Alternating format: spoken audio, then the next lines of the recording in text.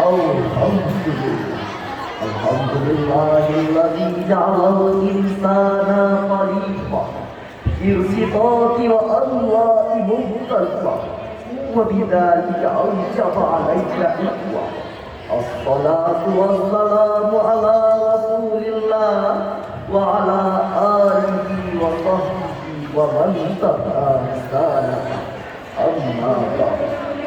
Para santriwan dan santriwati yang kami cintai, Dewan Hadir yang baik hati, Ustaz-ustaz yang tampan gagah berani bagaikan engku rayun, Ustazah-ustazah yang cantik kita berseri ibaratkan Ustazah itu.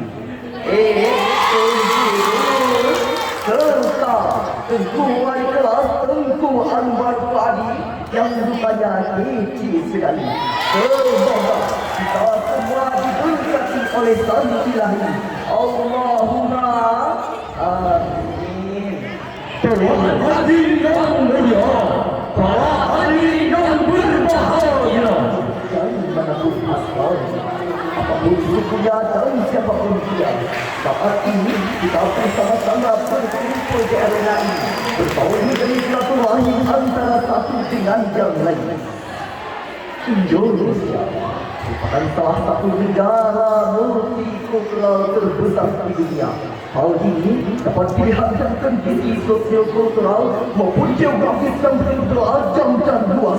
Populasi penduduknya lebih dari 200 juta jiwa, terdiri dari 300 suku yang menggunakan hampir 200 bahasa yang berbeda. Mereka juga mengandung agama dan kepercayaan yang beragam seperti Islam, Kristen, Hindu, Buddha, Konghucu, serta berbagai aliran kepercayaan lainnya. Kita patut berbangga bahwa negara kita ini adalah negara yang kaya raya dengan beragam agama, suku, bahasa dan budaya tersebut. Tapi yang perlu kita ingat para hadirin, hendaknya perbedaan kemajuan dan keragaman tersebut membuat kita lebih kuat dan lebih hebat hindari rasisme dan diskriminasi. Karena paham tersebut merupakan paham yang sangat pantas dengan kemajuan. Penghargaan dalam Islam tidak berdasarkan ras, suku, keturunan, prestis, tapi penghargaan dalam Islam berdasarkan amal dan prestasi. Lalu, bagaimana cara merawat persaudaraan di tengah masyarakat multikultural ini? Sebagai jawabannya, tema Sarjil Quran yang akan kami sampaikan, merawat persaudaraan di tengah masyarakat multikultural, yang akan teruraikan mengambil landasan surah Al-Hujurat ayat 13 sebagai berikut. أعوذ بالله من الشيطان الرجيم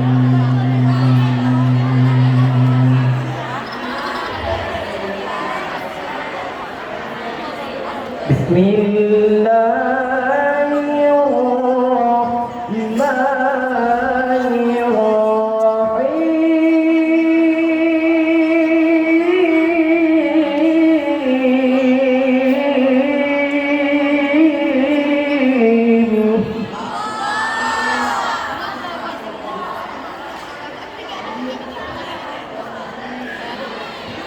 يا أيها الناس إنا خلقناكم من ذكر وأنثى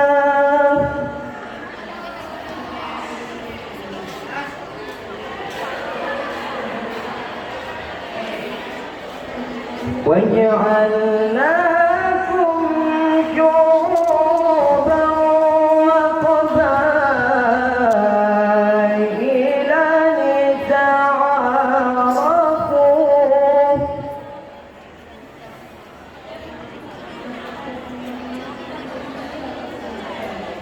إن أكرمكم عند الله أتقاكم إن الله عليم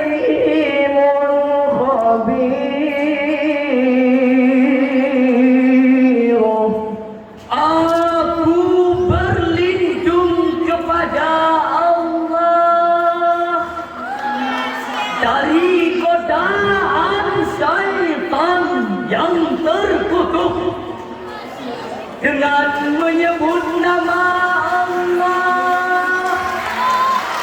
yang Maha Pengasih lagi Maha Penyayang. Wahai manusia, sesungguhnya kami telah menciptakan kamu dari seorang laki-laki dan perempuan dan menjadikan kamu berbangsa-bangsa dan bersuku-suku supaya kamu saling kenal mengenal. Sesungguhnya orang yang paling mulia di antara kamu di sisi Allah ialah orang-orang yang paling takwa di antara kamu. Sesungguhnya Allah Maha mengetahui lagi Maha mengenal. Dewan Hakim dan hadirin yang kami hormati, ayat dari segi ilmu balaghah merupakan kalam kabar mengandung isi informasi sedangkan secara historis sosiologis. Menurut Ibnu Asy-Syakir dalam Kitabul Muhammad yang bersumber dari Abu Bakar bin Abi Dawud, ayat tersebut diturunkan sebagai teguran kepada Bani yang menolak tindakan oleh Rasulullah Sallallahu Alaihi Wasallam kepada budak mereka yang bernama Ali. Pada saat itu, datang Jibril menyampaikan wahyu surah Al-Hujurat ayat 13 bahawa Allah Subhanahu wa Ta'ala menciptakan manusia dari jenis laki-laki dan perempuan bercorak suku berlainan bangsa, semua memiliki harga, derajat dan martabat yang sama di hadapan Allah Subhanahu wa Ta'ala. Fungsinya dita'arrafu, ayyasila bainakumul ta'arrafu wa ta'arraf, agar kamu saling mengenal, menjalin komunikasi harmoni, menyebabkan cinta kasih yang tiada pilih kasih, serta menyamakan rasa sayang yang tiada pandang sayang. Demikian dengan Al-Asy'ab dalam mafasud tauhidnya. Dengan kata lain, ayat ini merupakan landasan teologis yang sangat strategis membangun buah watonnya sebagai pilar persatuan dan kesatuan di negeri tercinta ini. Langkah awalnya kita harus saling mengenal, bukan saling menutup diri, melecehkan, menjadikan kelompok, suku, bangsa, adat istiadat maupun daerah masing-masing. Sebab itu semua wahai para hadirin merupakan virus-virus persatuan, penghambat persatuan, bahkan penghancur persaudaraan bangsa. Betul hadirin? Saudara, para rela bangsa yang besar dan dibangun dengan susah payah oleh para pendahulu kita dengan akhir mata, cucuran keringat, bahkan persoalan dalam para syahada ini harus berlapanda hanya karena kepentingan kelompok, suku dan golongan untuk tidak. Ingat Rasulullah bersabda, "Laisa minna man da'a ala qabiyatin, wa laisa minna man mata ala qabiyatin." Bukan golongan kita orang yang membangga-banggakan kesubuhan, dan bukan golongan kita orang yang mati karena membela, pertahankan dan memperjuangkan kesatuan. Oleh karena saudara sebangsa dan setanah air, kami menghimbau untuk memperkokoh persatuan di antara kita. kita biar persaudaraan dan kita junjung tinggi semangat Bhinneka Tunggal Ika. Allah Subhanahu wa Ta'ala mensyaratkan agar kami saudara dan kita semua untuk memperkokoh persatuan dan kesatuan serta merangkul cerai-berai sebagaimana yang tertuang dalam firman-Nya surah Al-Imran ayat 103 yang ini. واعتصموا بحبل الله جميعا ولا تفرقوا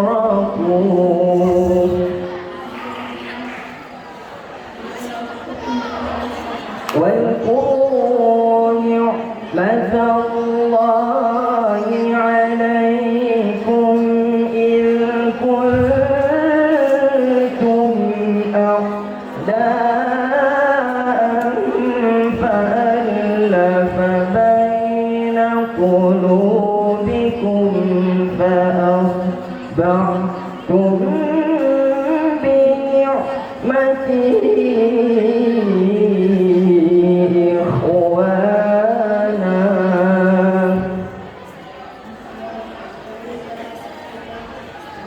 وكنتم على شفا حفرة من النار فأنقذكم منها كذلك يبين الله لكم آياته لعلكم تهتدون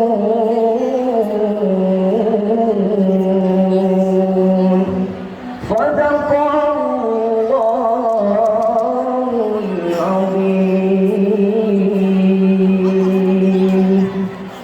Dan berpegang teguhlah kamu semua pada tali agama Allah, dan janganlah kamu bercerai-berai, dan ingatlah nikmat Allah kepadamu ketika kamu dahulu masa jahiliyah bermusuhan. Lalu Allah mempersatukan hatimu sehingga dengan karunia-Nya kamu menjadi bersaudara. Sedangkan ketika itu kamu berada di tepi jurang neraka. Lalu Allah menyelamatkan kamu dari sana. Demikianlah Allah menerangkan ayat-ayatnya kepadamu agar kamu mendapat petunjuk. Maha benar Allah atas segala firman-Nya. Hadirin yang kami hormati, menurut Al-Far yang mengetahui Ibnu Abi Hatim yang bersumber dari Ibnu Abbas, asbabun nuzul ayat ini adalah bertentangan dengan pertentangan kaum Ad dan kaum Khazraj, sampai tatkala Rasulullah sedang sakit, tiba-tiba terdengar bentrokan kedua suku tersebut. Mereka terus terlibat ke dalam bentrokan fisik dengan cara-cara jahiliyah. Meski Rasulullah dalam keadaan sakit parah, sambil berjalan sembayangan beliau tetap berusaha untuk melarai pertengkaran yang terjadi di antara kedua suku tersebut. Nampak tubuhnya lemas, wajahnya pucat pasi, air mata berlinang masih gigi, bibirnya kering bergetar, suaranya parau dengan terputus-putus. Beliau bersabda, abadan al-jahiliyah imma ja'akumul bainat wa ana arsilu bainakum. Apakah kamu akan kembali ke dalam tradisi jahiliyah berpecah belah setelah datang penjelasan dan aku berhadir di antara kalian? Nampak suasana benci kamu. Sementara kaum Ad dan kaum Khazraj, mereka menggunakan kepala sebagai tanda hormat berbalik kepada Rasulullah Sallallahu Alaihi Wasallam karena mereka bersetuju. Sikap Rasulullah ini merupakan realisasi ukhuwah Islamiyah yang tergambar pada ayat ini yang harus kita teladani. Kenapa? Karena perpecahan antara kaum Ad dan kaum Khazraj merupakan simbol titik-titik perpecahan internal Islam. Realitas sering menunjukkan terkadang cuma perbedaan yang perlainan organisasi yang dipengaruhi oleh kepentingan pribadi dan kelompok. Lantas pisah partai, putus silaturahim, berakhir dengan saling tonjok, Saling rampok, bahkan bisa berujung saling bacok. Na'udzubillahi min dzalik. Mari kita mengangkat tangan, minta ampun kepada Allah Subhanahu wa Ta'ala. Astaghfirullah Rabbana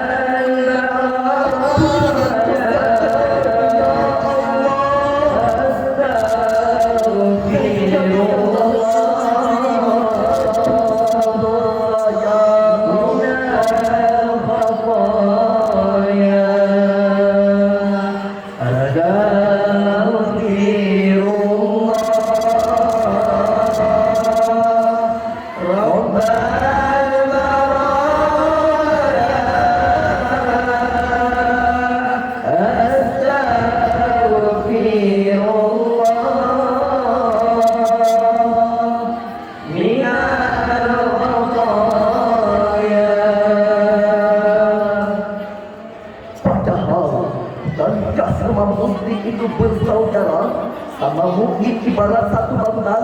Bukankah sama insan beriman bagaikan satu tubuh, dan jika satu sakit, yang lain harus merasa derita kepayahan. Karena mayoritas bangsa Indonesia beragama Islam, jika internal Islam berseteru, maka persatuan bangsa akan terganggu. Betul hadirin. oleh karena itu, mulai detik ini kita betulkan langkah, Seragamkan gerak, Satukan persepsi. bersama dipikul dengan sama dihizi. perbedaan jangan menimbulkan perpecahan, tapi dengan perbedaan harus saling menghargai dan melengkapi, sebagaimana syair berikut ini. Indonesia negara yang kaya, kaya suku, agama dan budaya. Wahai semua pemuda Indonesia, mari jaga masa depan bangsa. Mari jaga masa depan bangsa. Hadirin yang berbahagia, sebagai penduduk daerah ini, maka dapat disimpulkan bahawa persatuan dan kesatuan merupakan syarat yang paling utama dalam membangun bangsa. Oleh karena itu, dalam memandang pentingnya melaju kebersamaan dan merangkai persatuan di Republik yang depannya multikultural ini, caranya adalah Dengan memantapkan ukhuwah Korea dan ukhuwah Islamiyah. bila kedua upaya ini kita lakukan, kami yakin persatuan bangsa kita terbina, perubahan NKRI akan lestari, dan Indonesia akan jaya dengan keragamannya. Amin ya rabbal alamin. Oi santriwan dan santriwati, serta dengan Dewan Juri, kami izin untuk undur diri. Cukup sekian dan terima kasih. Cukup sekian dan terima kasih. Jalan-jalan ke kota Langsa, Cantik ya bayang baiklah. Kami dari